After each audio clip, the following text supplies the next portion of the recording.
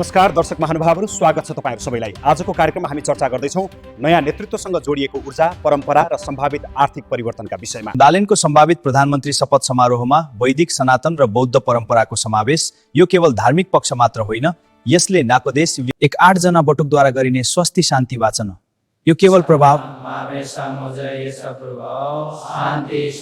मन्त्र होइन, ध्वनि कम्पन मार्फत माने सुतिया हो।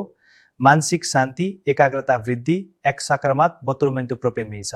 त्यसैगरी 8 जना बौद्ध भिक्षुहरूद्वारा गरिने मङ्गल पाठ यसले बाँकी रुस्तात नै शर्त नै कर्मान्तरण बनाउन देशा सक्य भन्ने मान्यता छ। 7 वटा शङ्खबाट गरिने शङ्खनाद यसले नकारात्मक ऊर्जा हटाउँदै नयाँ सुरुवातको संकेत दिन्छ। आध्यात्मिक रूपमा शरीरका 7 चक्र सक्रिय हुन्छन्, मन र वातावरणमा स्फूर्ति आउँछ।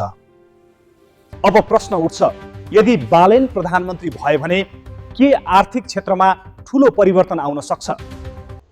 सामाजिक सञ्जालमा चर्चा भइरहेको छ के 501,000 रुपैयाँका नोट बन्द हुन सक्छन्।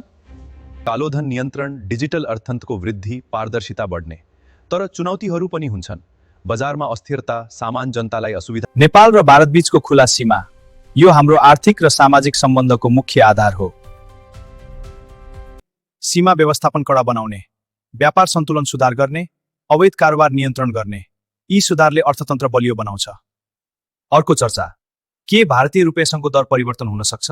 यस्तो निर्णय सजिलो हुँदैन, यसले सम्पूर्ण अर्थतन्त्रमा असर पार्छ। यसरी हेर्दा बालेनको शपथ केवल औपचारिकता होइन, ऊर्जा, चेतना र परम्पराको सङ्गम हुन सक्छ।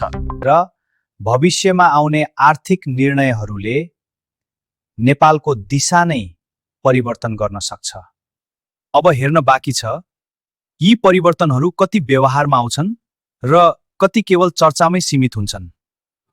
भिडियो कस्तो लाग्यो तपाईलाई कमेन्ट गर्न नभुल्नुहोला, साथै लाइक और सब्स्क्राइब पनि गर्न नभुल्नुहोला।